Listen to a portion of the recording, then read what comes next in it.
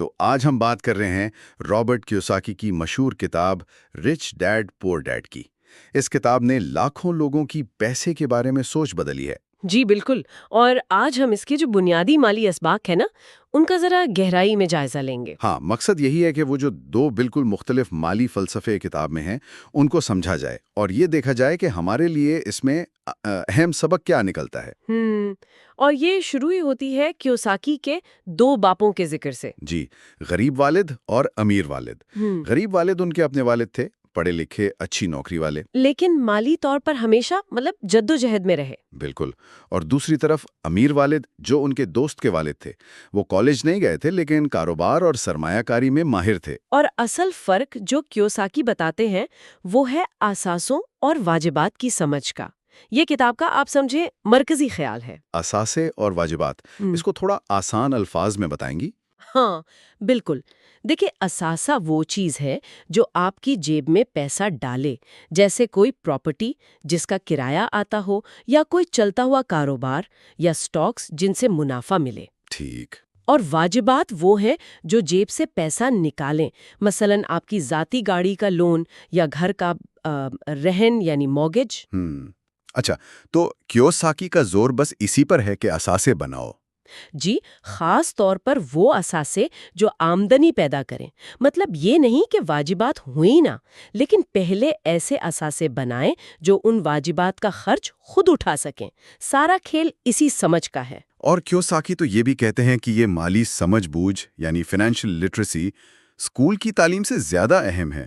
یہ بات مجھے بڑی دلچسپ لگی۔ بالکل، وہ کہتے ہیں اسکول ہمیں سکھاتا ہے کہ پیسے کے لیے کیسے کام کرنا ہے، مطلب اچھی نوکری کیسے کرنی ہے۔ ہاں، یہ نہیں سکھاتا کہ پیسے سے اپنے لیے کیسے کام لیا جائے، یعنی سرمایہ کاری، ٹیکس، اکاؤنٹنگ، مارکیٹ، ان چیزوں کی سمجھ۔ تو گویا عملی دنیا کی تعلیم زیادہ ضروری ہے۔ جی، اور اسی سے جڑا ایک اور سبق ہے ان کا، سیکھنے کے لیے کام کریں، صرف کمانے کے لیے نہیں۔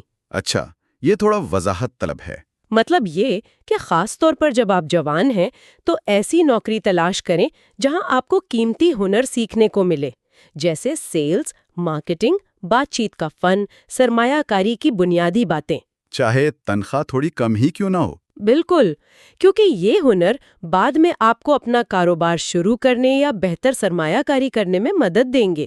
یہ اس سوچ سے مختلف ہے کہ بس ایک محفوظ پکی نوکری مل جائے۔ اور وہ کہتے ہیں کہ اصل سیکھنا تو غلطیاں کرنے اور رسک لینے سے آتا ہے۔ جی، حسابی رسک لینا، اور یہیں پر ذہنیت اور خوف کا ذکر آ جاتا ہے۔ ہاں، یہ ایک اہم نکتہ ہے، پیسہ کھونے کا ڈر۔ بالکل، یہ خوف اکثر لوگوں کو آگے بڑھنے سے روکتا ہے، وہ کوئی نیا قدم نہیں اٹھاتے۔ کیوساکی کہتے ہیں کہ امیر ذہنیت والے لوگ ناکامی کو سیکھنے کا حصہ سمجھتے ہیں، جبکہ غریب ذہنیت والے لوگ محفوظ رہنے کی کوشش میں موقع گنوا دیتے ہیں۔ اور یہی خوف اور لالچ بھی، یہ وہ جذبات ہیں جو کیوساکی کے مطابق لوگوں کو چوہا دوڑ میں پھنسائے رکھتے ہیں۔ چوہا دوڑ یعنی ریٹ ریس، تنخواہ آئی، خرچ ہوئی، پھر اگلی تنخواہ کا انتظار، قرضوں کا چکر۔ جی، اسی چکر سے نکلنے کے لیے وہ کہتے ہیں کہ پیسے کے بارے میں اپنی سوچ بدلنی ہوگی، اپنے خوف پر قابو پانا ہوگا۔ ٹھیک ہے، تو یہ تو کتاب کے بڑے مضبوط پیغامات ہیں، لیکن ظاہر ہے ہر کتاب کی طرح اس پر کچھ تنقید بھی ہوتی ہوگی۔ ہاں، ہوتی ہے۔ خوبیاں تو بہت واضح ہیں، جیسے آپ نے کہا، سادہ زبان ہے، سمجھ میں آ جاتی ہے، ذہنیت بدلنے پر زور دیتی ہے، حوصلہ بڑھاتی ہے، خاص طور پر نئے لوگوں کے لیے اچھی شروعات ہے۔ اور تنقید کن باتوں پر ہے؟ ایک تو یہ کہ کتاب زیادہ تر کیوں کریں بتاتی ہے، کیسے کریں پر تفصیل کم ہے، مطلب عملی حکمت عملی یا ٹیکنیکل گہرائی کم ہے۔ اچھا۔ دوسرا، بہت سی باتیں ذاتی تجربات اور کہانیوں پر مبنی ہیں، خاص کر امیر باپ کی، تو کچھ لوگ اس کے حقائق پر سوال اٹھاتے ہیں۔ اور کچھ مشورے متنازع بھی سمجھے جاتے ہیں۔ جی، جیسے وہ میوچل فنڈز کو زیادہ اچھا نہیں سمجھتے یا قرض کے استعمال پر ان کے خیالات تھوڑے مختلف ہیں، تو یہ ضروری نہیں کہ ہر مشورہ ہر ایک کے لیے ٹھیک ہو۔ صحیح۔ تو پھر یہ کتاب اصل میں کن لوگوں کے لیے زیادہ فائدہ مند ہے؟ میرے خیال میں، اور جو عام تاثر ہے، یہ نوجوانوں کے لیے بہت اچھی ہے۔ وہ لوگ جو اپنی نوکری سے 9 سے 5 والے روٹین سے خوش نہیں ہیں۔ یا وہ لوگ جو مالی طور پر تھوڑا الجھا ہوا محسوس کرتے ہیں اور کہیں سے شروع کرنا چاہتے ہیں؟ بالکل، یہ کوئی مکمل مالی نقشہ تو نہیں دیتی، لیکن سوچ کو جھنجھوڑنے اور ایک نئی سمت دینے کے لیے ایک طرح کی ویک اپ کال ہے۔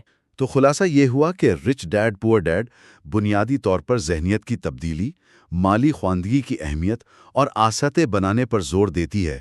یہ کیوں کا جواب زیادہ دیتی ہے۔ بالکل صحیح۔ یہ آپ کو سرمایہ کاری کا طریقہ نہیں بلکہ سرمایہ کاری کی وجہ بتاتی ہے۔ اور اس ساری گفتگو کے آخر میں کتاب کے اسی مرکزی خیال کو سامنے رکھتے ہوئے، یعنی ذہنیت کی تبدیلی، ایک سوال شاید یہ بنتا ہے جی؟ کہ آج کوئی بھی شخص، چاہے اس کے پاس بہت زیادہ پیسہ نہ بھی ہو، وہ کون سا ایک چھوٹا سا عملی قدم اٹھا سکتا ہے جس سے وہ اپنے اثاثوں اور واجبات کے بارے میں تھوڑا مختلف طریقے سے سوچنا شروع کر دے؟ یہ واقعی ایک اچھا سوال ہے سوچنے کے لیے۔ شاید پہلا قدم صرف اپنی ماہانہ آمدنی اور خرچات کو لکھنا ہی ہو، یہ دیکھنے کے لیے کہ پیسہ جا کہاں رہا ہے۔